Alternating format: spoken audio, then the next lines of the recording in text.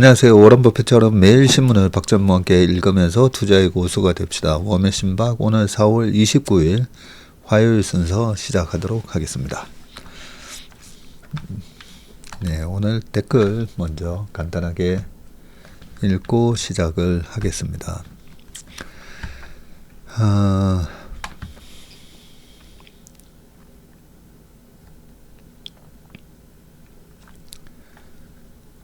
어제 제가 LG전자 얘기를 좀 했더니 LG전자와 관련해서 여러 댓글을 남겨주셨습니다. 우리 설레이는 배경님도 LG전자 급등했을 때 샀다가 24년 7월에 손절하고 나왔는데 그 사이 매분기마다 사상 최고 이익을 갈아치웠는데도 이상하게 주가는 내려가기만 했는데 그때는 이유를 몰랐는데 알고 나니 너무 화가 났어요. 주주 가치에 대해 하나도 관심이 없는 회사였던 겁니다. 여기서 번 돈으로 블라블라 말씀하셨고 다른 분들도 여러 가지 참 씁쓸하고 우픈 댓글인데 그죠? LG전자 OLED TV는 너무 좋아요. 추천합니다. 하지만 절대 주식은 사지 마세요. 이런 얘기들이 좀 있었는데 우리 LG그룹에서는 그죠? 여기 짱장구님도 LG 이야기 듣다 뿜었습니다. 저도 LG전자 제품 많이 써요. 단 LG 주식은 안 사요. 라고 하셨습니다. 자, 그 얘기는 그 정도 하고요. 김미아님께서 4월 초에 저점에서 매수했었는데 오늘 한화 엔진 이번 달 45% 고수익 내고 동시효과에 시장가로 매도했어요. 와, 선수 다 되셨네요. 우리 김미아님도 선수 다 되셨습니다. 축하드립니다. 공매도도 재개되고 외환거래 시간도 2시까지 연장되었으니 MSCI 선진지수 편입되길 기대하고 있습니다. 이 편입되기 전에 외국인들이 저렇게 매도 많이 때릴 때 우리가 이 저렴한 가격에서 국내 우량 주식을 많이 사둬야 됩니다. 그죠?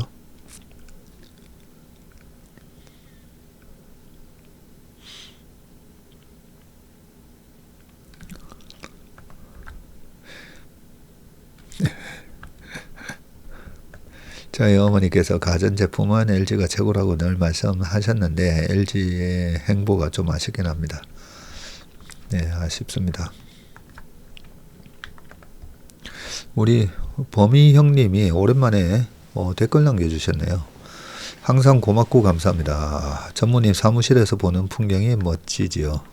항상 응원합니다 하셨습니다. 우리 범희 형님 아시죠? 저 뒤에 있는 책 저자분이십니다. 자, 그러면 기사 읽어보도록 하겠습니다. 자, 첫 번째 기사는요. 대통령 때문에 더 이상 못 살겠다. 중국산 막아세운 트럼프. 피해는 미국 국민 몫이다 라고 되어 있거든요. 자, 트럼프 행정부가 중국을 대상으로 145%에 이르는 고율의 상호관세를 부과하겠다고 밝히면서 그 피해는 고스란히 미국 소비자들과 기업에 전가될 것이라는 분석이 잇따르고 있고요. 미국 소비자들의 가정용품 등 주요 물품들이 대부분 중국산인데다가 애플의 아이폰 등 미국 핵심 수출품 역시 중국에서 생산되는 비중이 압도적으로 높고 생산지를 미국으로 이전하기도 어렵기 때문인데 미국의 가정용 수입품 중 중국산 비율을 분석한 결과 중국산 없이 미국 가정을 꾸리기는 거의 불가능하다고 분석을 했고요. 가정용 필수품들이 거의 중국산이기 때문에 중국산의 고율의 관세가 부과되며 미국인들은 집안을 각종 용품들로 채울 수도 없게 된다는 설명이다. 가정용품 중에서 특히 주방용품의 중국산 비율이 높았다고 합니다. 여기 그림이 잘 돼 있는데 이 뉴욕타임즈에서 만든 자료고요. 주요 미국 가정용 수입품 중에서 중국산 비율이라고 돼 있잖아요. Made in China 해서 자, 우산 98%, 중국산, 토스트기 99%, 알람시계 99%, 그리고 빛, 요 빛. 야, 저는 예전부터 빗질을 안 했어요. 그래서 저희 어머니가 제발 머리 좀 빗고 다녀라 해서 주신 빗이 제 책상 바로 앞에 있습니다. 제 책상이 뭐 이것저것 다 많은데요. 지저분해서 보여드릴 수가 없습니다. 없는 게 없기 때문에. 보니까 빗도 있었네요. 빗도 있는데 어머니가 그렇게 좀 머리 좀 빗고 다니라고 말씀하셨는데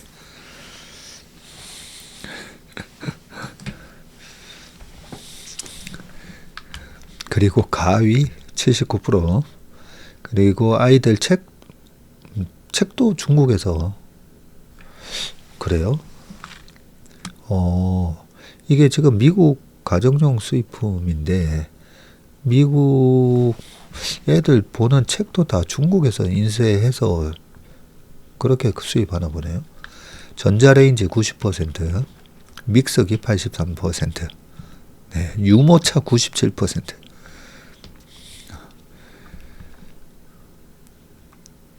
자, 뉴욕타임즈는 중국은 지난 수십 년간 수십억 달러를 쏟아부으며 제조업을 성장시켰다면서 이제 중국은 전 세계 제품 3개 중 약 1개를 만드는 나라가 되었다고 하고요. 미국 기업들도 중국에서 생산하는 경우가 많아서 대중국 관세 부과의 피해를 피해가기 어렵다는 관측입니다. 아이폰 생산의 약 90%가 중국에서 이루어지는 것으로 알려진 애플이 대표적인 사례이고, 애플은 아이폰 생산 기지를 중국에서 미국으로 이전하는 것을 추진하지만 이것도 비현실적이라는 지적이고요. 수십 년간 아이폰을 생산해온 이력을 바탕으로 구축된 공급망과 인력, 생산 기술 면에서 미국이 중국을 따라올 수 없기 때문이고요. 파이낸셜 타임즈에 따르면 아이폰 신형 모델을 구성하는 2,700개의 부품 가운데 미국에서 생산되는 부품은 약 5%에 불과하고 중국과 가까운 대만, 한국, 일본 등 아시아 국가들이 대부분의 아이폰의 고급 부품을 생산하고 있습니다. 야, 아이폰 신형 모델에 2,700개 부품이 들어간다고 합니다. 와.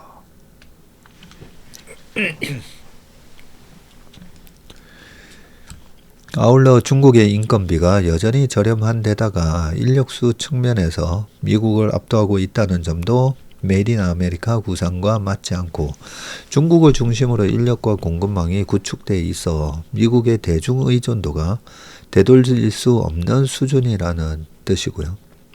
앤디 차이 미 산타클라라 대 정보 시스템학 교수는 파이낸셜 타임즈에다가 처음에는 값싼 노동력 때문에 중국을 찾았지만 이제는 중국에 구축한 생태계 때문에 떠날 수 없게 됐다면서 미국에는 중국처럼 30만 명이 기숙사 생활을 하며 일하는 공장을 만들 수 없다고 말했다.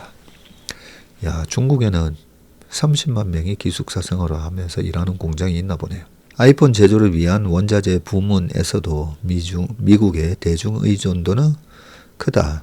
배터리 수명 연장에 사용되는 란타넘, 스피커에 사용되는 네오디뮴 등은 대부분 중국에서 채굴 및 가공이 되고 이미 미국은 희귀광물 수입의 70%를 중국에 의존하고 있다.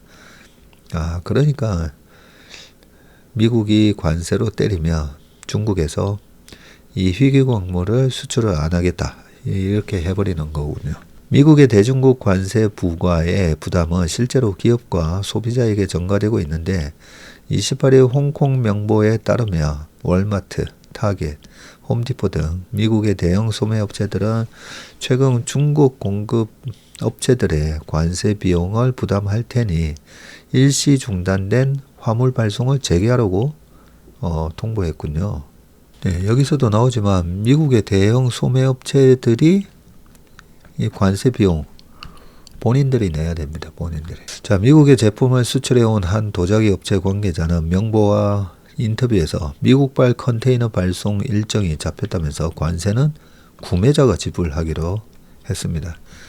미국의 대형 소매업체들이 단기간 내 중국산 대체품을 찾기 어렵다 보니 울며 겨자 먹기로 관세를 내면서까지 중국산 제품을 수입하겠다는 것이고요. 이 때문에 미국의 대중 관세 부과로 발생한 비용을 결국 미국 기업과 소비자들이 부담하게 됐다는 지적이 나옵니다. 이와 관련해서 중국 관영 글로벌타임스는 사설을 통해서 미국의 관세 정책은 자국민에게 직격탄으로 돌아가고 있다며 이러한 혼란은 이제 시작에 불과하다고 꼬집었고요. 이어서 상호보복 관세는 비용이 높은 정치적 퍼포먼스에 불과하다면서 세계 각국은 문을 닫고 자족할 수 없고 글로벌 공급망에서 중국 배제는 꿈같은 얘기라고 비판했습니다. 그러니까요, 이 중국이 만들어 놓은 이 제조업 인프라를 벗어나서 지금 세계 제품, 세계 중 하나를 만드는 나라인데, 트럼프의 이 관세 그 정책은 실제는 딜을 하기 위해서 이렇게 관세 폭탄을 한 건데, 그 폭탄이 결국은 자기 진영에 던지는 폭탄이에요.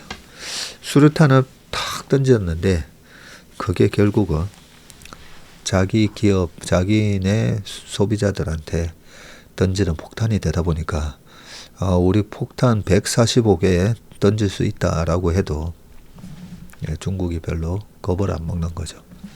그래? 그거 너네 기업들 죽이는 폭탄인데 이런 거죠. 자, 두 번째 기사입니다. 경쟁자 제거하려 돈으로 인스타 산 것. 메타 반독점 재판 시작됐다. 예, 메타의 반독점 요걸로 가끔씩 이제 댓글에다가 질문 올리시는 분들 계시잖아요. 자, 내용 한번 보겠습니다. 지난 15일 마크 저커버그 메타 CEO가 워싱턴 DC 연방법원에서 열린 메타 반독점 소송 재판에 참여한 뒤 법원을 나서고 있다. 차가 그냥 봐도 리무진 차량인 것 같다, 그죠? 세계에서 가장 많은 이용자를 보유한 소셜미디어 플랫폼은 뭘까요? 30억 명이 넘는 월간 활성 사용자 MAU를 보유한 페이스북이에요. 사용자 수를 기준으로 2등은 유튜브이고 3, 4위는 인스타그램과 왓츠앱이 엎치락뒤치락 경쟁하고 있어요. 왓츠앱은 세계에서 가장 많은 이용자를 보유한 메신저 앱이기도 해요. 혹시 눈치채신 분 있나요? 유튜브를 빼놓고는 모두 같은 회사가 보유한 앱이란 걸 말이죠. 네, 우리 투자자분들은 좀 많이 그래도 알고 계실 거라 생각합니다. 페이스북과 인스타그램, 왓츠앱은 모두 이 메타 플랫폼이 서비스하는 플랫폼이죠. 이쯤 되면 전 세계 소셜미디어 시장은 메타가 지배하고 있다고 봐도 과언은 아니에요. 자, 이 소셜미디어 월간 활성 사용자 수인데 페이스북 30억 6,500만 명, 유튜브 25억 1,000만 명, 그리고 왓츠앱 20억, 인스타그램 20억, 위챗 13억. 제가 쓰고 있는 거는 요 유튜브밖에 없네요. 예, 계정은 있지만 인스타 안 하고 있고요. 예, 그리고 페이스북도 안 하고 있습니다. 저를 사칭하는 페이스북은 있습니다. 조심하셔야 됩니다. 저를 사칭하는.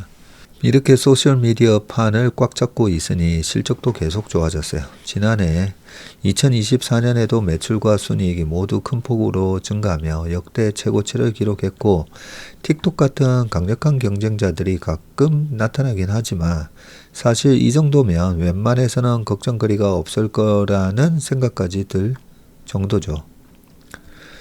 자, 파이낸셜 타임즈 여기는 메타 너희 반칙이야. 하지만 최근 메타에 큰 위기가 닥쳤어요. 독과점 폐해 방지 등 우리나라의 공정거래위원회와 비슷한 역할을 하는 미국 연방거래위원회, Federal Trade Committee 그 정도 되겠다, 그죠?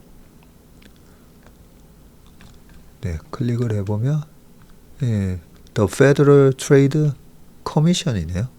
커미션.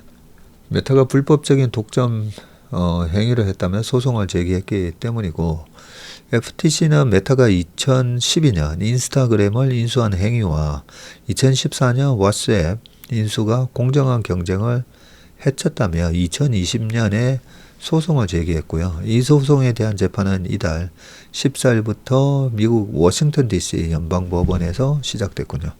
2020년에 소송 제기한 걸로 지금 재판을 시작하네요. FTC는 메타가 경쟁 소셜미디어 플랫폼들을 돈으로 사들인 것이 불법 행위라고 판단했고, 정당하게 돈을 주고 샀는데 왜 불법이라는 건가? 미국에서는 거대 기업이 잠재적으로 위협이 될 만한 경쟁 업체를 돈으로 사버리거나 다양한 방법을 동원해서 시장에서 외면받게 만드는 전략을 사거나 묻어버리기. buy or bury 라고 부르는데요. 돈 많은 기업이 정당하게 경쟁하는 대신에 이렇게 경쟁자를 없애버리는 건 불공정한 행위로 인식이 되는군요. 향후 경쟁자로 성장할 만한 기업들이 등장했을 때 하나씩 돈으로 사버리며 제거했기에 메타가 소셜미디어 시장을 지배할 수 있었다는 게 FTC의 주장이고, 결과적으로 메타가 독점적 지위를 누리게 되면서 소비자들이 더 나은 서비스를 선택하고 누릴 기회가 사라졌다고 본 거다. 이 반독점법의 취지가 이런 거잖아요. 네, 지금 보시다시피 소비자들이 더 나은 서비스를 선택하고 누릴 기회가 사라진다. 메타 실적 추이인데 22년에 1166억 달러, 매출에 232억 순이익이었다면, 이때만 하더라도 영업이익률이 20%가 안 돼요, 그죠? 네, 20%가 딱 20%네요. 요거 20% 곱하면 233.2, 233.2가 나와야 되는데 20이 살짝 안 됐었네요. 23년도에 1349억 매출에 영업이익은 390억. 큰 폭으로 늘었다, 그죠? 네, 23년에 보면 영업이익률이 20%를 훌러덩 넘어섰고, 24년에는 1645억 매출에 영업이익이 아니라 순이익이네요. 순이익이 623억 달러가 됐습니다. 여기서 잘 보시면 매출은 그냥 딱 한 50% 증가했는데 순이익은 232에서 623이 됐어요. 그죠? 야, 거의 2배 가까이 증가했습니다. 3배 가까이. 네. 3배 가까이 증가하다 보니까 순이익률이, 이익률이 확 늘어났다, 그죠? 네. 30%가 넘어가네요. 순이익률이. 영업이익률도 아니고. FTC가 문제를 제기한 핵심은 메타가 공정한 경쟁을 피하려고 다른 회사들을 인수했는지, 메타가 소셜미디어 시장에서 독점적 지위를 확보함으로써 소비자의 선택권을 제한했는지이고, 메타 측은 여전히 메타가 다른 경쟁업체와 치열하게 경쟁하고 있으므로 독점 기업이 아니고 인스타그램과 왓츠앱을 인수한 것도 아주 정상적인 경영 판단이었다고 반박했다고 합니다. 자, 메타 측의 주장을 간단히 정리해보면 다음과 같습니다. 메타는 독점 기업이 아니다. 지금 그렇네요. 틱톡, 스냅챗, 유튜브와 치열하게 경쟁하고 있다. 틱톡의 인기로 메타의 성장세가 급격히 둔화했고, 틱톡의 영향력은 페이스북이나 인스타그램보다도 크다. FTC는 소셜미디어 시장을 너무 좁게 해석하고 있다. 자, 인수는 또 정상적인 사업이었다. 인스타그램은 촬영이나 편집에 뛰어난 카메라 기능을 보유하고 있었고, 우리는 직접 새로운 앱을 만들려고 하다가 실패했다. 더 좋은 앱을 인수하는 게 직접 카메라 앱을 만드는 것보다 낫다고 생각해서 인수한 것뿐이다. 네. 그리고 더 좋은 서비스를 제공했다. 인스타그램은 인수를 통해서 더 좋은 서비스로 발전할 수가 있었고, 왓츠앱 앱의 경우 메타가 인수한 뒤에 여러 기능을 추가해서 서비스를 개선했고, 기존에 유료였던 서비스도 무료로 전환해서 사용자의 접근성을 높였다. 다 말이 되는 것 같은데요. 자, 이어지는 소송 결과는 메타가 FTC와의 소송에서 패한다면 인스타그램이나 왓츠앱을 다른 회사에 팔아야 할 수도 있고, 독점 상태를 해소하기 위해서인데, 인스타그램은 메타가 벌어들이는 광고 수익 중 절반을 담당하고 있고, 그래요? 야, 인스타그램 인수 안 했으면 어떡할 뻔했나 싶으네요. 왓츠앱은 사용자 수가 압도적으로 많은 세계 1위 메신저라고 하네요. 메타 입장에서는 절대 놓치고 싶지 않을 거다. 독점적 주의를 보유한 미국 거대 IT 기업들을 견제하려는 반독점 소송은 곳곳에서 벌어지고 있고, FTC와 미국 법무부 등이 아마존, 애플, 구글 등을 상대로 소송을 제기했는데, 실제로 기업 측이 소송에서 패하며 위기를 겪는 사례도 존재한다고 합니다. 구글이 검색 시장과 일부 온라인 광고 시장을 독점했다면서 법무부가 제기한 반독점 소송에서는 일단 구글이 졌었네요. 지난해 8월에는 검색 시장 독점에 관한 소송에서 졌고, 온라인 광고 관련 소송에서는 이달 17일에 일부 패소했군요.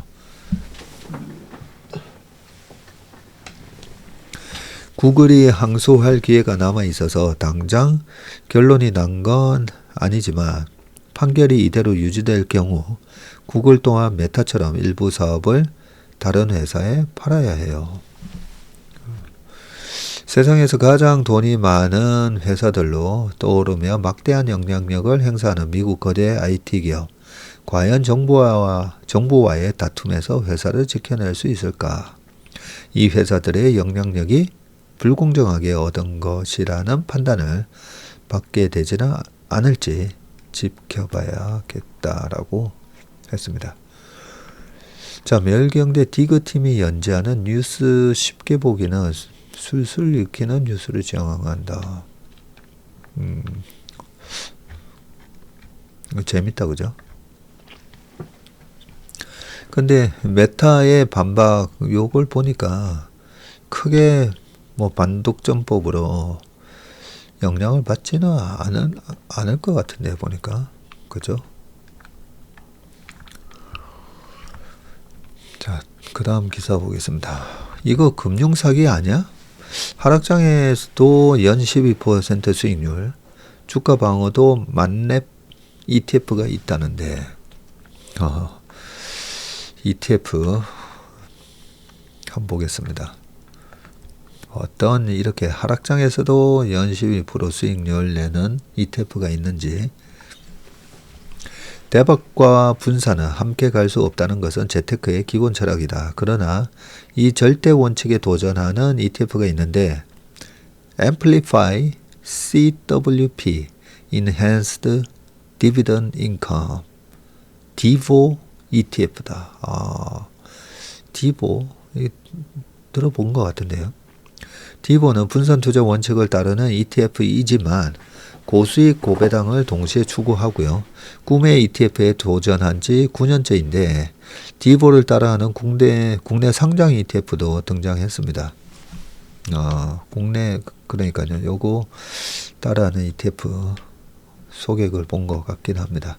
DIVO는 설마 두 마리 토끼를 잡겠어라는 의심을 불식시키고 있는데, 최근 5년 동안에 2020년 4월 17일부터 지금 25년 4월 18일까지 주가 수익률 40%를 달성했다.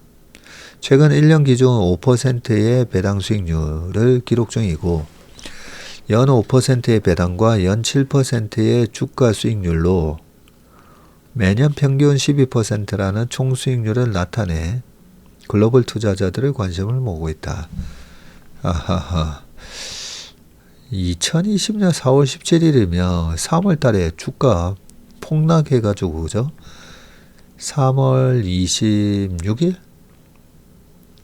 3월 26일. 언저리가 미국 시장 바닥이었던 것 같은데, 네, 그때부터 지금까지 수익률 40%를 달성했다. 아, 이거는 잠깐만 우리가 팩트 체크 한번 하고 넘어가야 되겠다. 그죠? 이런 거는.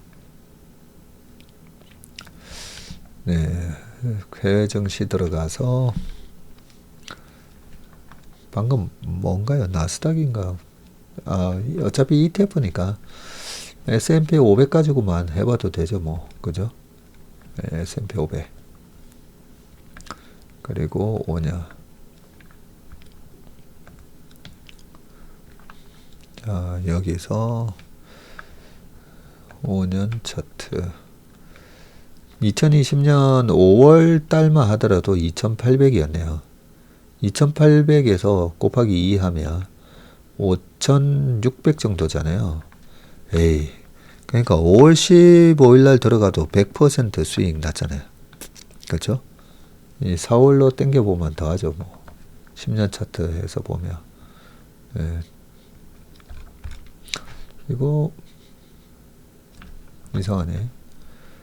이 차트 보기가 어디 있을 건데. 여기 차트 보기 있습니다. 자, 이런 거는 정확하게 검증을 해줘야 되죠. 네, 4월, 5월. 아, 여기가 지금 네, 보이시죠? 요때가 코로나 때니까요. 그죠? 3월, 요때가 4월. 4월 요때거든요. 4월 요때 2800, 그러니까 4월 19일 2000, 뭐 비슷하네요. 2800 언저리였습니다. 2800, 2766. 그러니까 요때만 보더라도 여기서 시작해서 지금까지 수익률이 쭉 40% 수익 난 게 뭐 대단한 것처럼 적혀 있었지만, 다시 한번 이래 보니까 대단한 수익률은 아니다. 그죠? 다시 기사 넘어와 보겠습니다.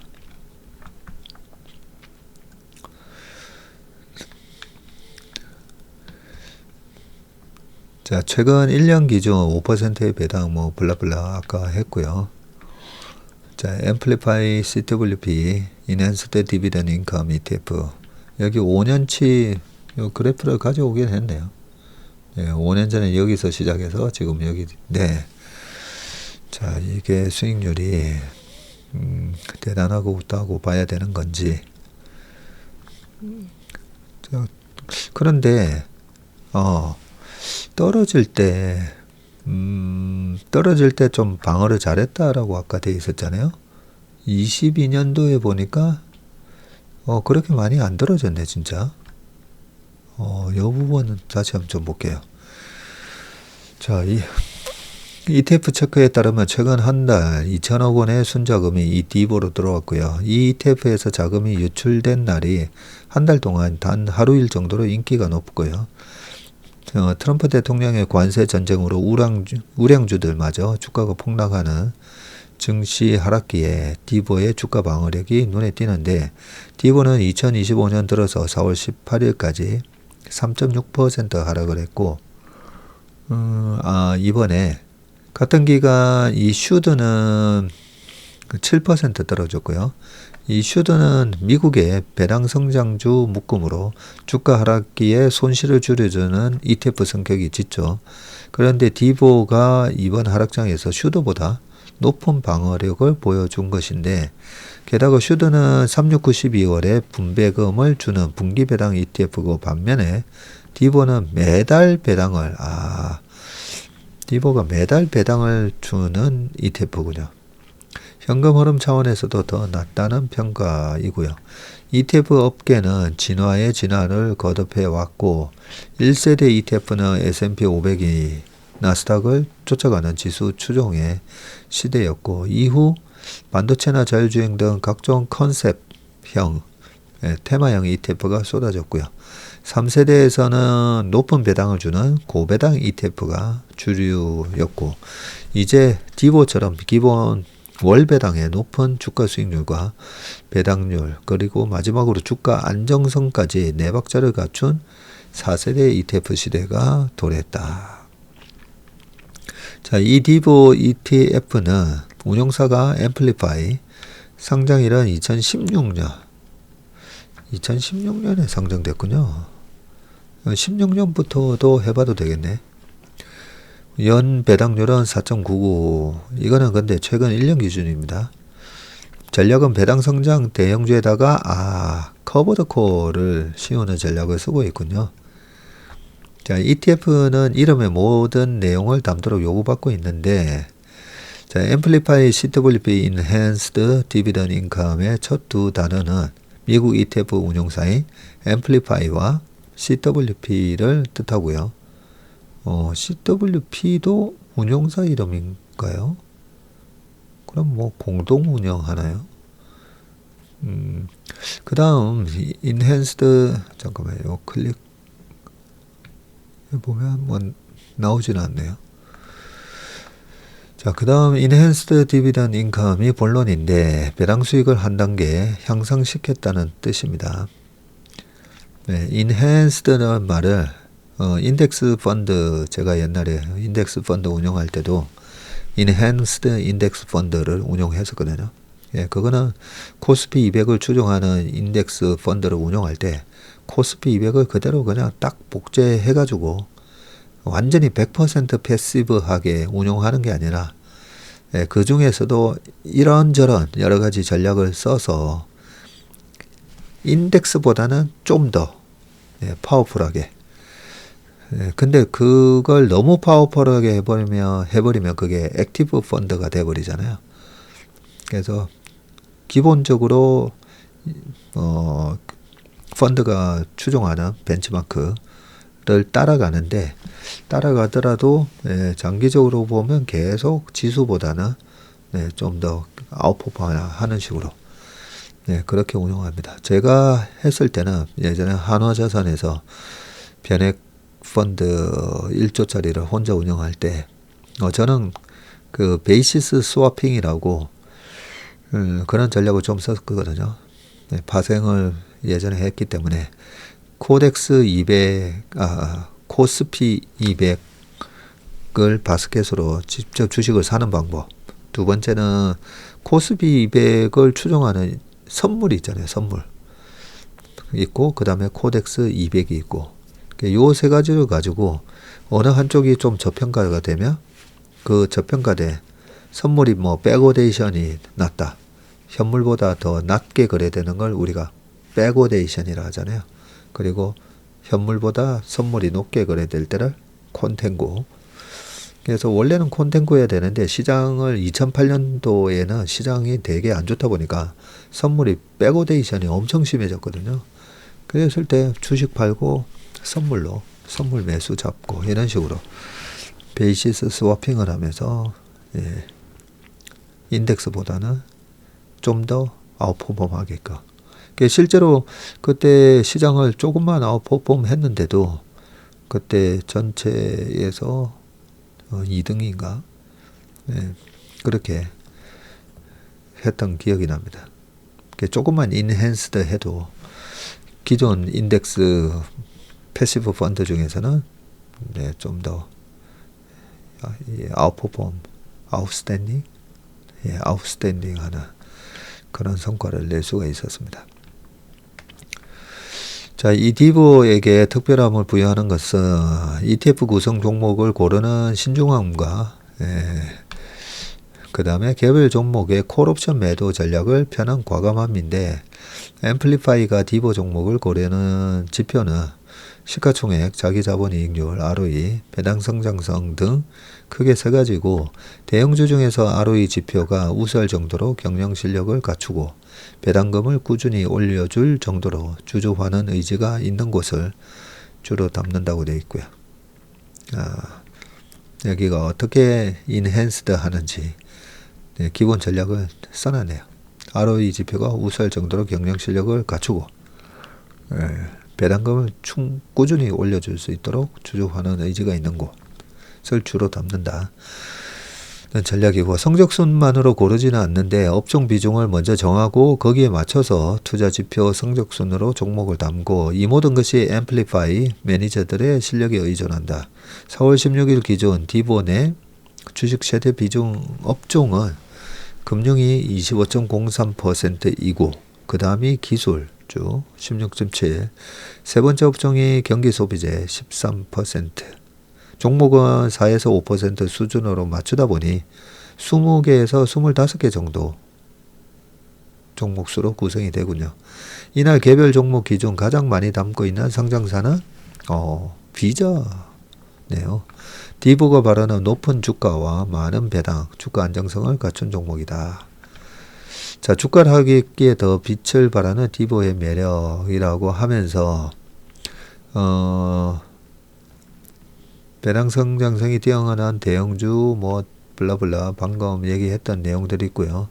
그 다음에 이제 커버드 콜을 한다라고 돼 있는데, 자, 커버드 콜 제가 설명 많이 들었죠. 네, 밑에 이렇게 이 110원에 옵션을 팔고 10원에 프리미엄을 챙긴다. 옵션이라는 거 뭐냐면 사고 가격이 100원인데 지금 110원에 살 수 있는 권리 등등 해가지고 되어 있습니다. 요거를 요 위에 그림을 지금 그려놨으니까, 예전에 제가 이 볼펜으로 이래 설명드렸는데, 그림이 있으니까 요 그림을 보면 알 수가 있죠. 콜 옵션 프리미엄이라고 되어 있는데, 요 콜 옵션 프리미엄 콜을 매도를 때렸기 때문에 요런 그래프가 나오고요. 수익 그래프가. 콜 옵션을 매도가 아니라 매수를 하면 어떻게 되죠? 매수를 하면 요렇게 완전히 반대된 그래프가 나오게 됩니다. 매수를 했기 때문에 복권을 샀기 때문에 복권 프리미엄만큼 손해고요. 어느 행사 가격을 이상으로 주가가 올라가면 수익이 남기 때문에 지금 요 점선 요거랑 정확히 반대 모양이 됩니다. 자, 그런데 커버드 콜 프리미엄 추구 전략 해가지고 자료 삼성자산운용이라고 되어 있는데, 이 삼성자산운용에 요거 운영하시는 분이 누군지는 모르겠지만 그래프가 잘못됐어요. 커버드 콜 전략의 수익 구조라고 되어 있는데, 이게 의도적으로 이렇게 그러지는 않았을 거라고 생각합니다. 그런데 이거는 약간 보면 우리가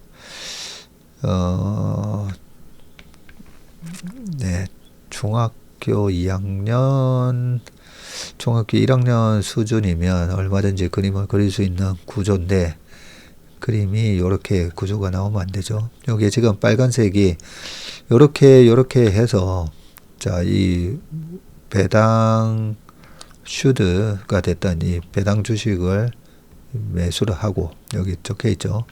배당 성장성이 뛰어난 대형주. 매수를 하면 요 구조잖아요. 올라가면 수익, 떨어지면 손실. 자, 그런데 여기다가 요 종목 콜옵션 매도를 때려놨다는 거거든요. 요렇게 만약에 때렸으면 그래프가 요렇게 되면 안 됩니다. 요 빨간색 그래프가 Y축이 여기 와야 되고요. 그리고 쭉 올라가다가 여기 꺾어지는 부분이 있잖아요. 요 꺾어지는 부분이 여기 오면 안 되고, 여기 콜옵션 매도에 꺾어지는 부분하고 일치하게끔 여기서 꺾어져야 됩니다.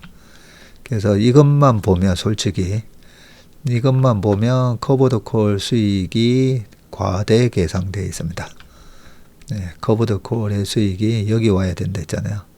요렇게 꺾어져야 되기 때문에. 그래서 삼성자산운용에서 이걸 제시를 했다면 좀 더 이런 거는 정확하게 그려야 되죠. 그래서 이 ETF가 왜 아까 이 S&P 500이 거의 100% 수익 났는데 40% 수익 났잖아요.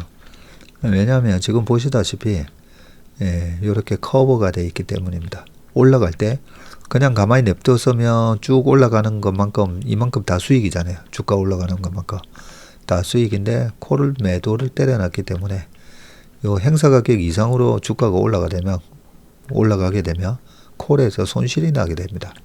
그래서 손실이 쭉 나고 여기서는 주식에서는 이익이 나고 합쳐지면서 상쇄가 되면서 플랫해지죠. 그래서 강한 상승장에서는 커버드 콜 하면 안 된다고 그러죠.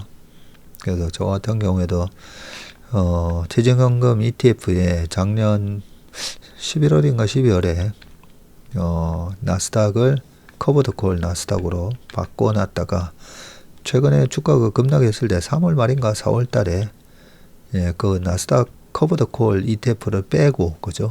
그냥 나스닥 QQQ를 추종하는 ETF로 바꿨다라는 얘기를 한번 해드린 적이 있습니다. 왜냐하면 지금부터 주가가 나스닥이 거의 2만 가까이 회복을 한다고 보면 커버 시켜 놓으면 안 되죠. 떨어질 때는 이 콜 매도 때문에 덜 떨어졌을 거예요. 근데 올라갈 때는 요 보세요. 행사 가격 요만큼 떨어져 있으면 커버도 콜이 없었으면 요만큼 손실 나는 거거든요. 근데 콜옵션을 매도 때려놨기 때문에 이 콜옵션이 꽝이 된다 했잖아요. 우리는 복권의 매도자가 되기 때문에 그 복권 매도한 것만큼 다 수익이 됩니다. 그래서 이만큼 떨어져도 복권 수익 때문에 손실이 안 난다는 거죠. 떨어질 때는 요 콜옵션 프리미엄만큼 덜 손해 보는 거고요. 올라갈 때는 이 행사 가격 이상 올라가면 이익이 안 납니다. 그렇기 때문에 시장이 패닉 셀링의 정점을 지났다 싶으면 커버드 콜. 그 지금 혹시나 그 미국 주식 관련된 거 커버드 콜 ETF 있으시면 이번 바닥에서 지금은 이제 바꿔야 되는데 여기서도 뭐 왔다 갔다 좀 애매하게 왔다 갔다 하는 구간에 걸리면 요 커버드 콜 유지하셔도 돼요.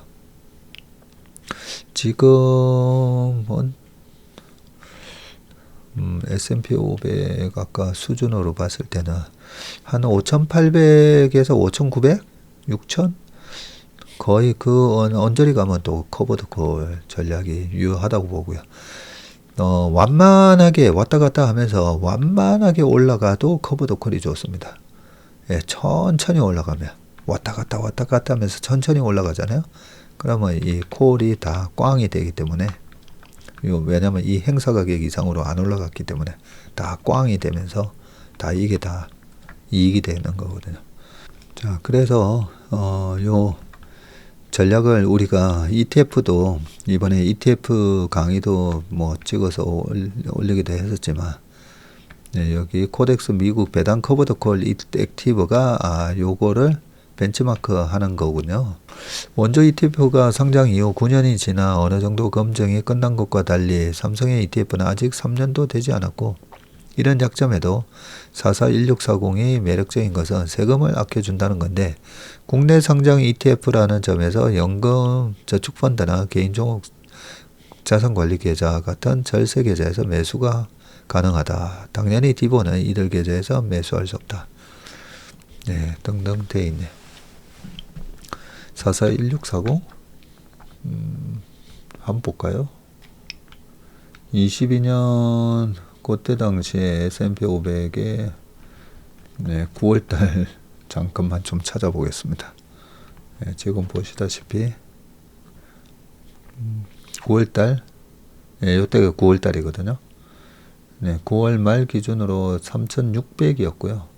3,600인데 지금 5,500이니까 1,900이다 그죠? 1,900 올랐으니까 3,600에서 1,900이면 3,600에서 50%면 1,800이잖아요. 그죠? 근데 1,900 올랐으니까 한 60% 정도 지금 S&P 500은 한 60% 정도 올랐고 60% 올랐는데 아까 요 상품이 41640이었죠. 40% 정도 올랐었나요? 좀 전에 8,000원에서 아까 11,000원이었으니까 그죠? 40% 정도. 그러니까 지수가 60% 올랐는데 이 ETF는 40%. 아무래도 커버드 콜이 있기 때문에 약간은 그런 제한이 상승했을 때는 확실히 많이 못 먹는다. 예, 그래서 워런 버핏께서도 뭐 이런저런 말씀 많이 하셨잖아요. 예, 이런저런 전략보다 그냥 스파이를 그냥 장기 투자하는 게 낫다.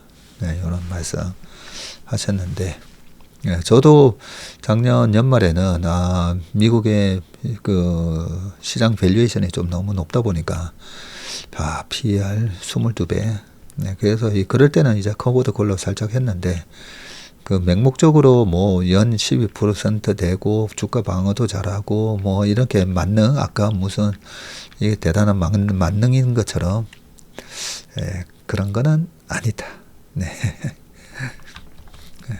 좀 요즘 ETF 많이 하시잖아요. ETF, IRP 계좌 이런 데다가 많이 하시기 때문에 정확하게 좀 알고 하셔야 되기 때문에 한번 좀 심도 있게 이 기사 한번 다뤄봤습니다. 자, 시간이 많이 지났는데 월급쟁이가 강남 30평 아파트 사려면 한 푼도 안 쓰고 74년. 이런 얘기가 옛날부터 나왔는데요. 한번 볼게요. 경실련에서 서울 아파트 시세 분석 발표해서 22년 5월부터 25년 4월 3년간 경기도 11%, 광역시는 13% 하락을 했다고 되어 있군요.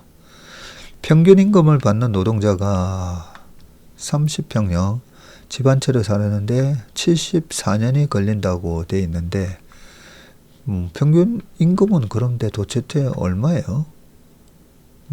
여기 강남 상구의 아파트 가격이 26억에서 30억 원으로 한 18% 상승을 했다고 되어 있고요.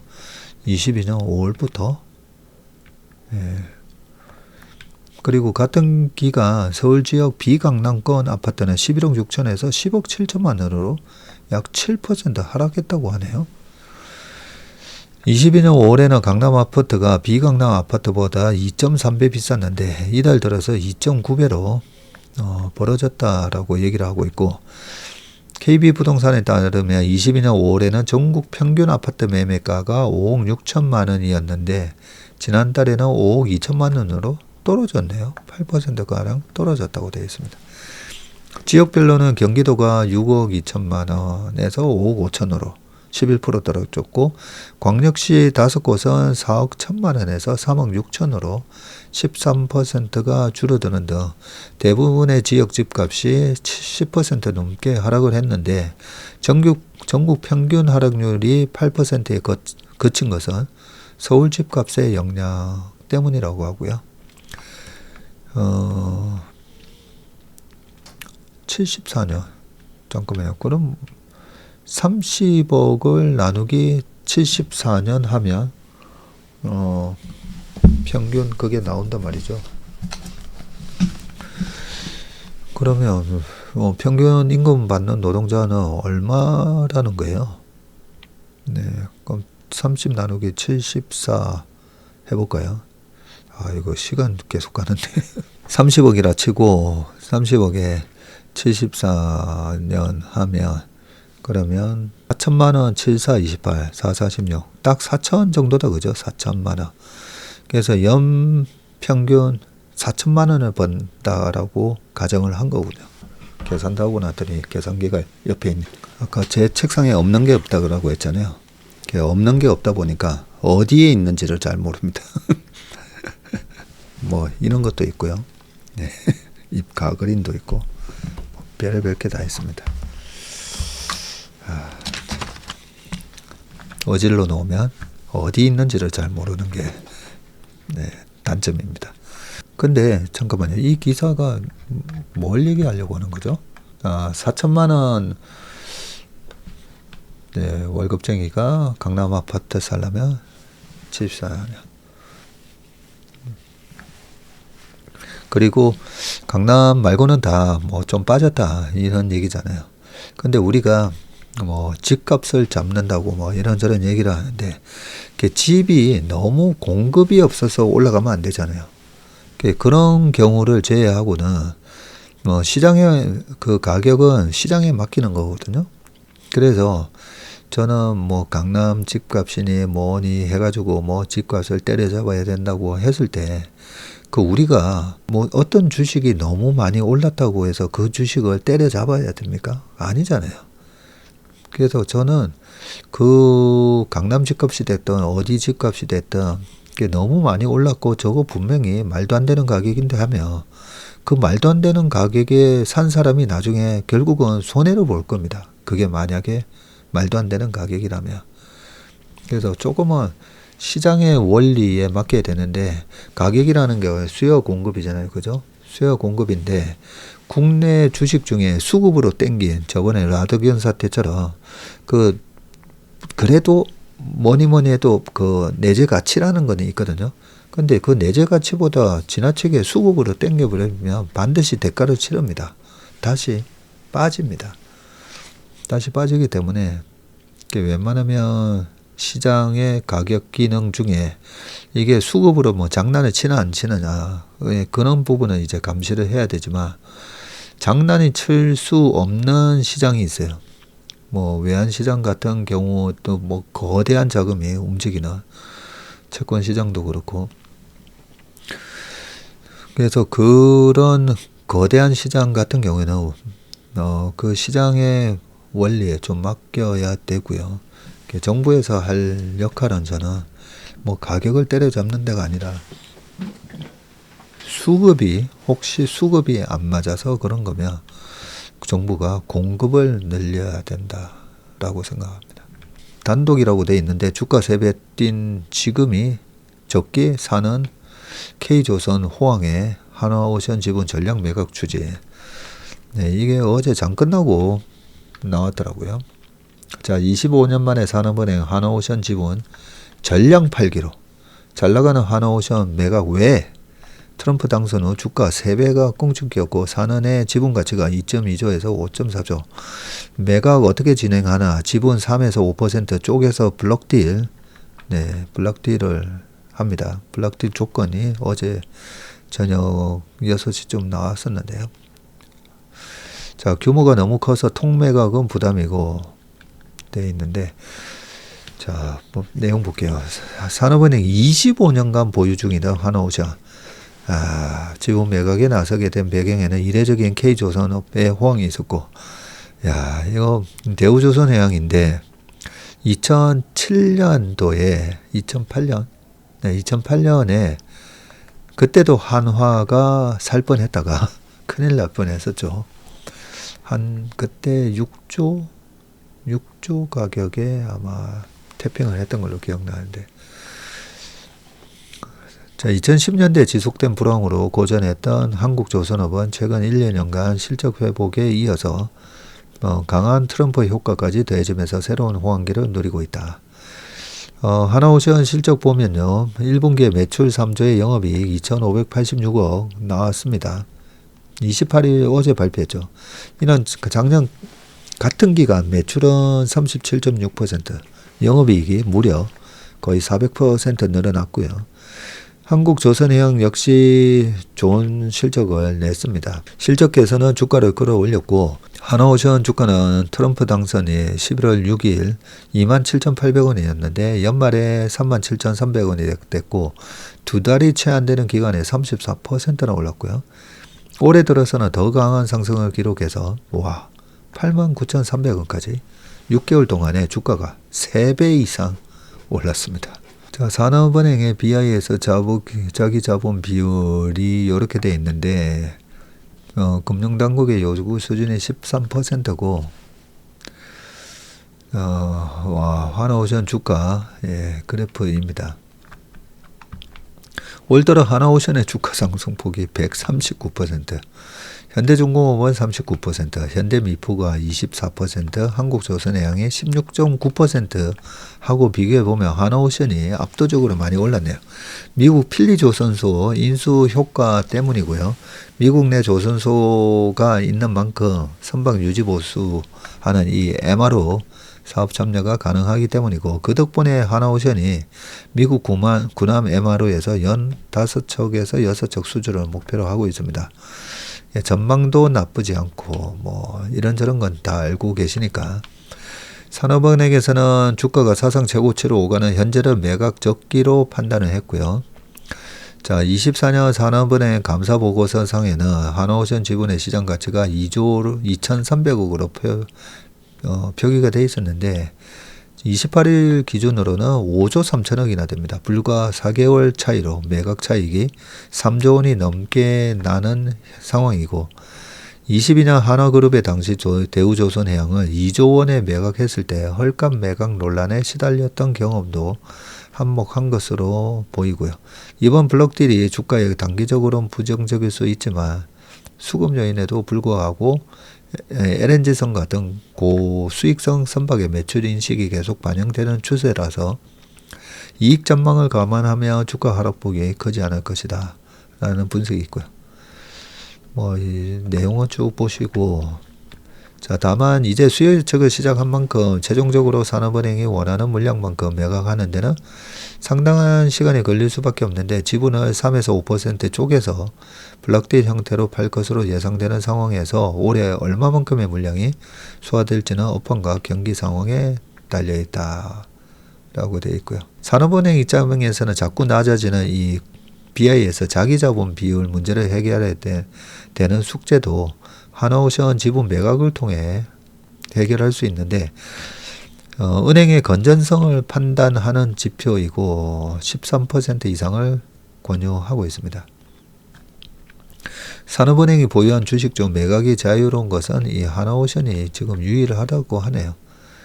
그 다음에 부담이 되는 게 한국전력이군요. 다만 한전의 경우 한국전력공사법에 따라서 산업은행을 포함한 정부가 반드시 한전 지분의 51%를 보유하고 있어야 되고 그래서 매각이 어렵고요. HMM의 경우에는 한국해양진흥공사와의 협의가 전제돼야 하기 때문에 매각이 쉽지 않은 상황이라고 합니다. 산업은행이 현금화에 나설 수 있는 보유 주식은 사실상 하나오션밖에 없는 셈이다. 20년 넘게 산업은행이 최대 주주이던 대우조선해양을 한화그룹에 매각한 강석훈 산업은행 회장이 자신의 임기 만료를 한 달여 남겨둔 상황에서 총대를 맸다는 해석도 나오는데 강 회장은 2022년도에도 대우조선해양이 민간기업이 경쟁력 있는 기업으로 만들어서 현재 2만 원대에 머물러 있는 주식 가격이 더 만약에 많이 올라간다면 우리가 투입한 금액의 상당 부분을 회수할 수 있을 것으로 예상한다고 밝힌 바 있습니다. 네. 예전에 코로나 때 그 이후 그 HMM이 완전히 급등을 해가지고 과거 15년 적자난 거 1, 2년 만에 다 벌었잖아요. 아니 그때도 산업은행에서 HMM에 매각하면 되는데 한 유튜브에서 산업은행 그거 매각하지 마세요 이런 얘기 하는 거 보고 제가 그거는 좀 오반데 그는 좀 생각을 했거든요. 네, 산업은행이 우리 세금으로 이런 구조조정에 헐값에 팔릴 뻔한 이런 기업을 산업은행이 또 매수를 갖고 있다가 또 업황이 회복됐을 때 시장에 팔고 이런 기능을 좀 하잖아요. 그 시장이 엄청나게 그 해운 업황이 회복됐을 때 HMM 주가가 급등을 했을 때 그 자세히 보면 산업은행에 그 전환사채가 있었거든요. 그걸 갖다가 전환해서 당연히 팔았어야죠. 눈치 좀 보지 말고. 이거는 크게 비난받거나 그럴 거는 아니다라고 생각합니다. 그 회사만 좋으면 시장에서 산업은행이 들고 있던 누가 다른 장기 투자자가 들고 가면 되는 거거든요. 블록딜 때문에 오늘 주가가 좀 이렇게 마이너스 아까 이게 블록딜이 8%였던가 그 조건이 있는데요.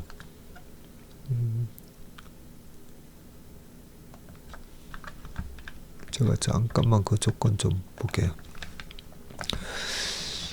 블록딜 조건이 할인율이 8.5에서 9% 정도에서 어제 주간사 한투 UBS 통해 가지고 9시까지 요 가격 범위 내에서 입찰을 받았기 때문에 이 정도면 마이너스 한 7%, 6%까지는 막 때리거든요. 받아간 쪽에서 막 때려도 하루 만에 남으니까.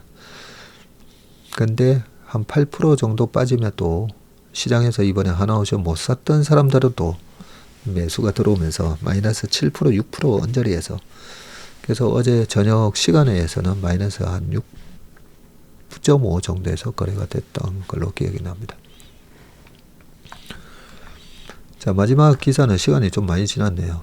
우리는 대통령이 엑스맨입니다. 충격파 컸던 미국 증시 2차 대전 하락폭하고 맞먹었다라고 되어 있습니다. 네, 시간이 지나서 간단하게만 보고 있습니다.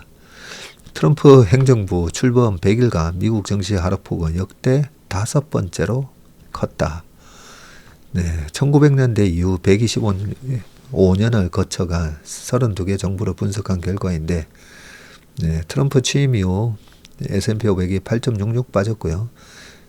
상호 관세 조치에 따른 정책 불확실성 때문에 이 셀 아메리카 기조가 가속화되는 등 역대 최고 수준의 변동성 정세가 펼쳐졌는데, 1937년에 이 프랭클린 루즈벨트 대통령이 2기 임기 중에 뉴딜 정책을 펼친 후에 재정 긴축 여파로 100여일 만에 기록한 9.3% 하락을 뒤이은 역대 5위 수준이고요. 루즈벨트 대통령 3기 당시에는 2차 세계대전 확산 국면에서 나온 마이너스 10.3, 요게 1941년에 있었군요. 네, 1941년 12월 달에 12월 7일이 그 인퍼머스 데이라고 일본이 진주만 폭격했던 때다 보니까 그 연말에 또 주가가 좀 더 빠졌습니다, 이때. 그리고 리처드 닉슨 대통령 취임 초기 스태그플레이션 충격으로 발생한 1973년 마이너스 9.7.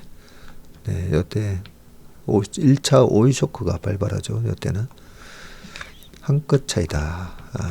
취임 초기부터 한 3개월 동안에 주가 빠진 거 가지고 비교를 한 거네요. 네, 그러면서 네, 대통령이 엑스맨이다.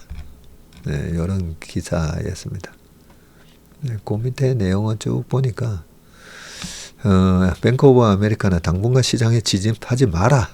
JP 모건은 여름이 다가오면서 관세 관련 선반입 효과, 정책 지연 효과, 기업 투자 위축 등으로 경제 활동이 둔화될 가능성이 있다 전망했고, 한편 미국 증시가 부진한 모습을 보이면서 미국 예외주의의 환상이 깨지고 다른 국가로의 투자가 늘었고요. 특히 국방비 증액을 포함한 재정 확대 정책 기조와 함께 유럽 증시가 새로운 투자처로 주목을 받으면서 폴란드 증시가 20%, 스페인 증시가 11% 이상 급등을 했다고 되어 있습니다. 독일 닥스 지수도 6%. 특히 독일의 대표 방산기업인 이 라인메탈이 올해 들어서 126% 상승했고, 랭크그룹, 티센크루프트 등 독일의 방산 기업들도 세 자릿수 상승률을 기록했습니다. 우리가 주식 투자할 때 이 글로벌하게 지금 어디로 돈이 향하는가? 예, 우리나라 방산의 주가가 오른 게 그냥 우리나라 수급으로 오른 게 아니라 이렇게 글로벌하게 방산에 대한, 특히나 이 미국 말고 다른 기업, 다른 나라의 방산 주가가 이렇게 동반 상승을 하면서 같이 올랐다는 걸 알 수가 있습니다. 오늘 역대급 너무 제일 길게 했네요. 야, 시작할 때 거의 댓글 거의 조금 읽었는데, 아까 커버 더 콜 설명을 하면서 너무 좀 마음이 오버한 것 같습니다. 너무 시간을 뺏어서 죄송하고요. 오늘 웜의 신박은 여기까지 하겠습니다. 함께 해주신 여러분 정말 고맙습니다.